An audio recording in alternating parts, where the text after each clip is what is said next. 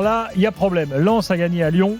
Lens, d'ailleurs, qui... on ne peut pas dire que les Lensois, ils aient faussé le championnat. Hein. Ils ne jouent plus rien. Ils étaient à bloc. Ils ont joué le match jusqu'au bout. Il faut arrêter avec ce truc de fausser. Personne ne fausse le championnat. Moi, je suis d'accord avec ça. Auxerre n'a pas faussé le championnat. Tout le monde fait sa vie. Et tout le monde, au moment où ils jouent les matchs, les joue comme ils ont envie de les jouer, avec leur état de forme. Mais Daniel, les stats des matchs en question montrent que ces équipes-là ont joué les matchs. Quoi qu'il en soit, je ne veux même pas regarder les stats. Il n'y a pas d'équipe qui fausse ou qui ne fausse pas. Chaque année, on nous fait le coup avec le PSG. Avec le débat de demain. Non, mais avec le PSG. C'est stupide. Ça n'a aucun sens. Le PSG, ils ont eu 10 occasions à 2, 60% de possession. Leur priorité, mais ils en auraient eu 0. Ils auraient fait jouer l'équipe C et tout, que je m'en foutrais. Ils peuvent, eux, leur saison, elle est aboutie. Ils sont champions. Ils veulent la Ligue des Champions. Qu'ils fassent jouer, même s'ils avaient fait jouer Luis Campos, arrière droit. Et Luis Enrique attaquant et Nasser dans les buts. Il aurait peut-être été meilleur que Lucas Hernandez. Il aurait peut-être été meilleur que Lucas Hernandez. Donc, peu importe, ils gèrent leur vie, leur turnover. Tu crois que Luis Enrique aurait osé sortir Luis Campos avec 46e sur une saison pour la gérer comme ils ont envie de la gérer. Tout ça, c'est des faux débats. Ça, c'est des faux débats idiots. Donc, on en revient à Lyon. Le match.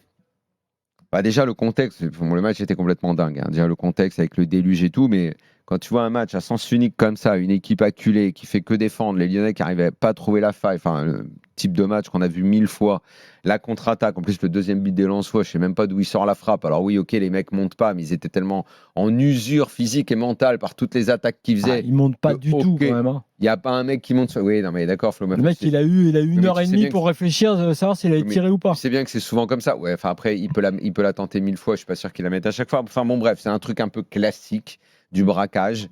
Et le problème, c'est que ça tombe au pire des moments pour les Lyonnais. Mais les Lyonnais, le problème, c'est que ils se sont mis dans cette situation de stress permanent depuis le début de la saison avec leur situation financière, à tel point qu'à chaque fois, l'OM aussi, on avait dit, il y a deux équipes pour qui cette épée de Damoclès de la Ligue des Champions, on a l'impression que ce coup près, il pèse 1000 tonnes. C'était Lyon et Marseille.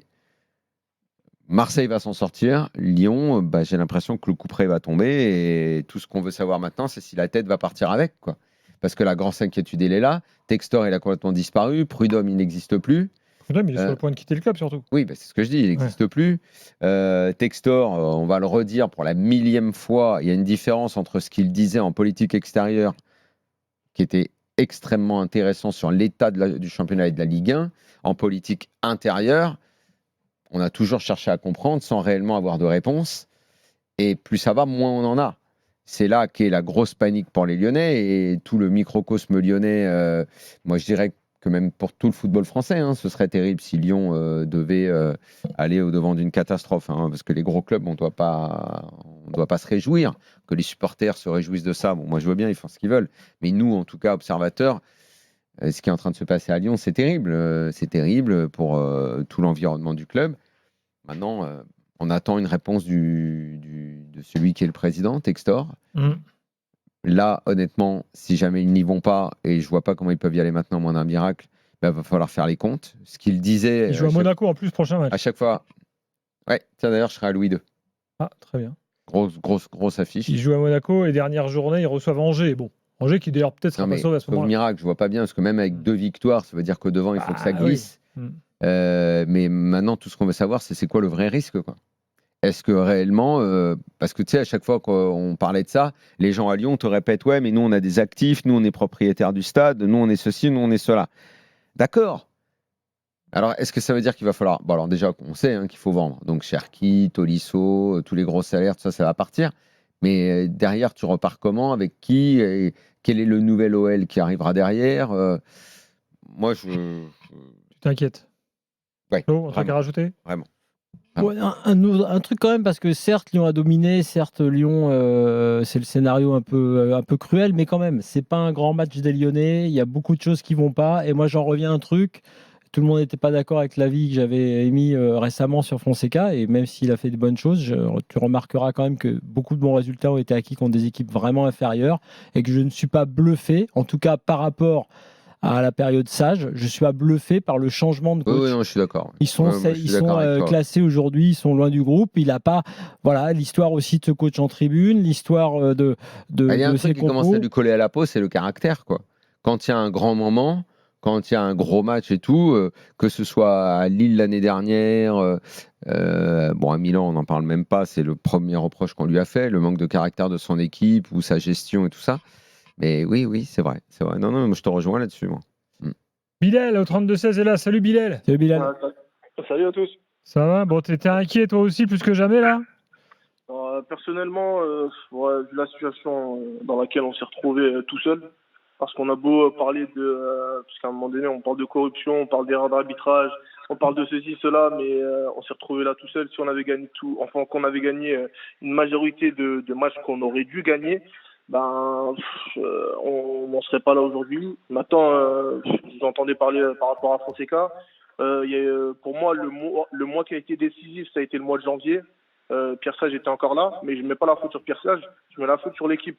On ne peut pas prétendre aller en Ligue des Champions avec une défense pareille. Pour moi, on a ce qu'il faut en attaque, mais cette défense, elle est chaotique. Et franchement, je ne vais pas jeter la pierre sur Niakhaté, mais je vais devoir le faire. C'est que quand on a O'Brien, qu'on a eu pour je ne sais pas combien de millions, pour très peu, qu'on le revend 20 millions et qu'on achète pour 10 millions de plus Niakhaté, je crois que c'était 30 millions ou un peu plus, je ne sais plus. Purée, franchement, on s'est tiré une balle dans le pied. Vraiment, on s'est tiré vraiment une balle dans le pied. Et je trouve non, mais c'est surtout qu'il y a 2 semaines, Lyon était lancé dans une fin de saison qui pouvait être un régal absolu avec ce qui s'est passé en Coupe d'Europe contre Manchester, la fin de saison en boulet de canon qui était attendue parce que tu avais des joueurs qui étaient en train de briller, d'être au top. Mikotadze commençait à mettre des buts, Cherki commençait à avoir la main sur les matchs, Almada, c'était la petite trouvaille qui venait d'arriver, il commençait, Tolisso était en train de confirmer qu'il était dans une saison topissime. Et là, en une semaine, il y a tout qui s'est complètement écroulé, quoi. Et derrière, le risque, c'est l'écroulement complet du club dans les mois qui viennent. C'est ça la grosse inquiétude à l'OL en ce moment. Après, excuse-moi Daniel, mais là, moi, je pense qu'on a voulu jouer on jouait sur beaucoup de tableaux. On a voulu préserver certains joueurs. Là, la façon dont joue l'OL quand elle n'a plus le choix.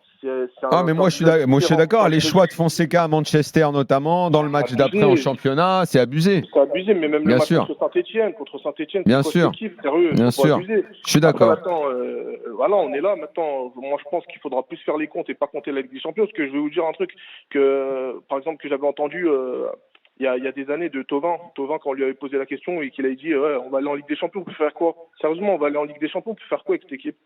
On va faire quoi avec cette équipe? Non, mais la Ligue des Champions aujourd'hui, tu sais bien comment c'est. Je vais pas répéter à chaque fois la même chose. Tu dois être dans les 24, c'est tout.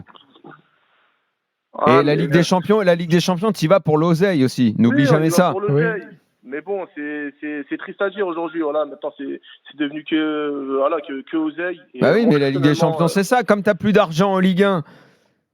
T'as plus d'argent en Ligue 1, c'est ta survie, c'est la Coupe d'Europe parce que c'est là qu'il y a l'oseille à prendre. Bilal, on continuera le débat demain soir. La question de savoir ce que tu y fais, c'est même plus une question aujourd'hui. Merci. Excusez-moi, je vais juste finir. Vas-y, dernier mot. Allô?